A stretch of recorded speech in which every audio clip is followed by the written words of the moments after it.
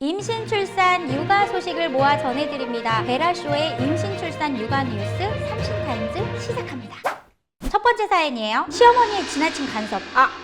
제목부터가 심상치가 않아요. 안녕하세요. 저는 결혼 2년차 현재 32주 된 딸을 임신 중인 예비 엄마입니다. 시어머니께서 유난히 아들에 대한 사랑이 크셔서 그런지 결혼 전부터 지금까지 저희 가정에 많은 관심을 가지고 계세요. 연애 시절에는 만난 지 얼마 되지도 않았는데 궁합을 본다고 사주를 가져오라고 하셨고요. 결혼 날짜를 잡고 나서는 제 이름 뜻이 좋지 않다며 이름을 바꾸라고도 하셨습니다. 그때는 남편하고 아버님이 나서서 겨우 없던 일로 넘어갔어요. 결혼 후에는 왜 임신이 안 되느냐며 임신 압박을 하시고 준비한 지 3개월밖에 안 됐는데 저보고 나이가 많아서 안 생기는 것 아니냐며 난임병원에 가자고 하셨습니다.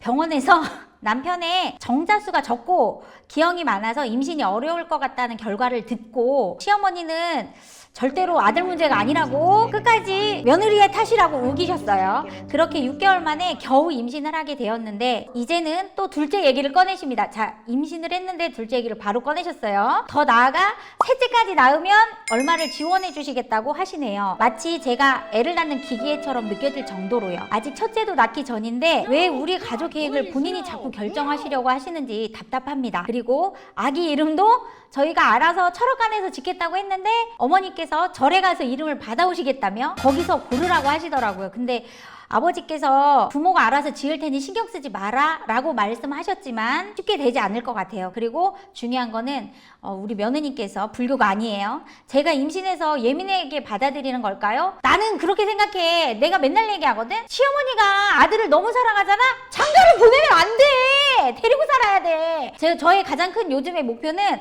반품받지 않기 위해서 아들을 열심히 키우고 있거든요. 저는 저희 아들을. 그래서 분리수거도 잘하고 밥도 잘하고 요렇게 키워서 그냥 보내야지. 너무 간섭을 많이 하시면 며느리가 힘들어져요. 그러면 며느리가 힘들잖아. 결국은 아들이 힘들어지는 거야. 내가 어머니한테 싫은 소리 한번 듣고 나면 얼마나 며느리의 게이지가 올라가 있겠어요? 들어오자마자 바가지를 박박 긁어댈 수 있어요. 밥을 안 줄 수가 있어요. 결혼 생활이 순탄하지 않아요, 어머니. 그리고 아직 출산을 안 했는데 둘째를 얘기하고 셋째까지 얘기를 하시면 장가를 보내면 안 돼! 제가 출산을 했어요. 출산한 다음날 우리 시어머니가 오셨어요. 야야, 딸은 꼭 있어야 된대. 낳은 지 24시간도 안 됐는데 내가 완전 빡 나갔잖아. 그래서 우리 시어머니들에게 제가 감히 조언을 드리자면 그냥 아들은 딸은 보냈으면 보낸 걸로 끝내야 돼요.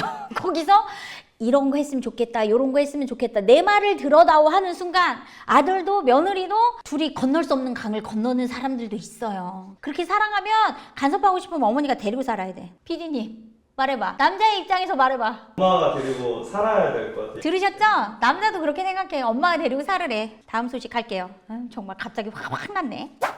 다음 소식입니다. 쌍수하고 난 후에 아기 낳으신 분 아기는 어때요? 안녕하세요.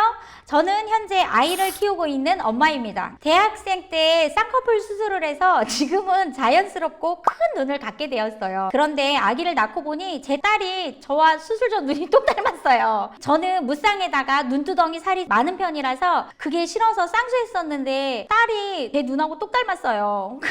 무쌍에 통통한 눈두덩이까지도요. 눈만큼은 저를 닮아서 그런지 아쉬운 마음이 가득합니다. 물론 지금은 건강하게 잘 크고 있고 그게 제일 중요한 거지만 요즘은 쌍꺼풀 수술도 흔한 일이고 아이가 크면 저도 쌍수해주면 좋겠지라는 생각을 해요. 저처럼 생각하시는 분도 계실까요? 쌍꺼풀 수술에 대해 가볍게 생각하는 시대라지만 가끔 고민이 됩니다. 고민할 수 있어요. 많은 부부들을 봤잖아요. 대부분 무쌍이 이겨요.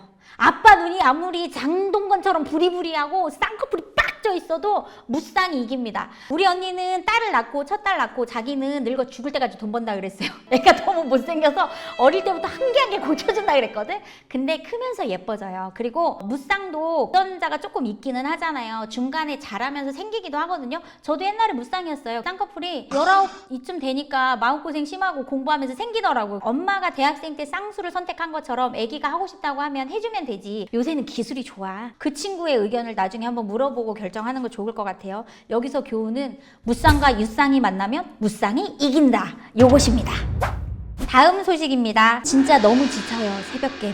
어떻게 해야 할까요? 저는 2달째 수면 퇴행을 겪고 있는 완모맘입니다. 정말 잠 좀 제대로 자고 싶어요. 주변 이야기를 들어보면 대부분 새벽 4, 5시쯤 한번 깨는 경우가 많다던데 저희 아기는 1시간이 지나기도 전에 깨기 시작해서 새벽 5시까지 최소 3번은 깨웁니다. 깨서 그냥 있는 거 아니고 울어요. 배고파서 우는 것도 아니고 낮수유도 충분히 하고 있고 막수도 잘하고 있지만 여전히 밤마다 자주 깹니다. 하루 수유는 5번, 낮잠은 총 3회에 걸쳐 3, 4시간 정도 자는데 깨는 사이에 깨어있는 시간이 2시간 넘게 유지되기도 하고 이마저도 낮에도 자주 징징대서 재우기 힘들어지네요. 80일부터 100일까지는 통잠을 자던 아기가 100일이 지나면서부터 깨지더니 이렇게 힘든 시간을 보내고 있어요. 처음에는 새벽에 한두 번 깨도 달래주자 하고 마음 먹고 달래주러 가곤 했는데 2번째 깨기 시작하면서부터는 정말 인내심에 한계가 옵니다. 토닥여도 안아줘도 잘 자지 않으니 너무 답답하고 짜증이 나요. 결국 남편이 아기띠로 안아줘도 아기는 좀처럼 다시 잠들지 않네요. 수면교육 덕분에 100일까지 통잠 잤었는데 요즘 상황을 보면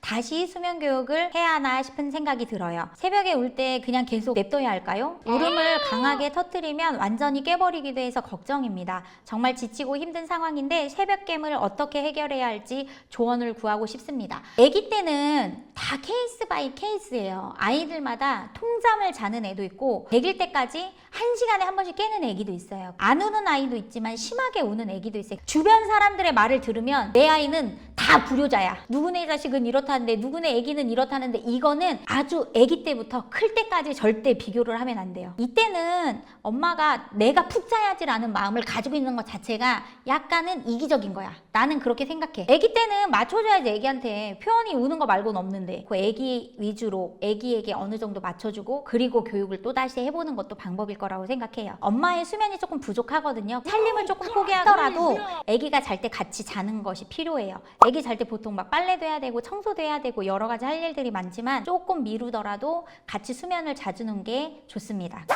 임산부 독감을 맞아야 되나요? 지금 딱 독감 맞는 시즌인데요. 엄마들의 질문이 되게 많았어요. 아기 독감 꼭 맞춰야 되나요? 임신했을 때 예방접종을 해야 되나요? 말아야 되나요? 요거 말씀들 되게 많으세요. 예방접종은 맞는 것이 좋습니다. 가까운 내과 전화해보시고 지자체에서 무료로 임산부들은 놔주시거든요. 독감 맞으시고요. 백신이라는 게 균을 반 이상 죽여놓고 인체에 넣는 거잖아요. 그래서 아기 컨디션을 보고 감기여도 열이 안 나면 맞추셔도 됩니다. 하지만 열이 나는 경우에는 피하셔야 되고요. 그리고 아침에 맞추나요? 이런 것도 되게 많이 물어보세요. 오전 중에 독감 예방접종을 하시고요. 왜냐면 접종열이 날 수 있어요. 접종하고 나서 아이들이 열이 날 수 있어서 열이 나는데 떨어지지 않는다. 그러면 병원 가셔야 되거든요. 그래서 아침 일찍 가서 접종 마치시고 문제가 있다. 열이 난다. 그러면 홀딱 벗겨가지고 열 많이 나는데 닦아줘야지. 미온수로 겨드랑이 요런데 타타군 요런데 등에서도 열 많이 나거든요. 열이 가장 많이 나는 부위들을 벗겨놓고 미온수로 수건 적셔가지고 닦아서 열을 내려주시면 되고요. 그렇게 안 된다. 그럼 이제 소아과나 애기 접종한 데 있잖아요. 전화해서 먼저 문의하세요. 아 그러면 해열제 요 정도 먹이시면 돼요 라고 처방을 해주시잖아요. 댁에 있는 거 먹이세요. 병원에서 처치해라는 대로 처치를 하시면 되겠어요. 궁금하면 현신 언니한테 문의하세요. 아니면 소아과에 문의하시면 돼요. 함께 나누고 싶고 고민하고 있는 것들이 있으면 또 삼신 언니가 이런 거 조언해줬으면 좋겠다. 이런 거 있으면 저희 유튜브에다가 댓글로 남겨주세요. 메일 남기셔도 돼요. 그런 거 해주시면 아주 성심성의껏 제가 고민하고 조사하고 알아보고 전문적인 거는 답변 드리겠습니다. 다음 시간에 만날게요. 감사합니다.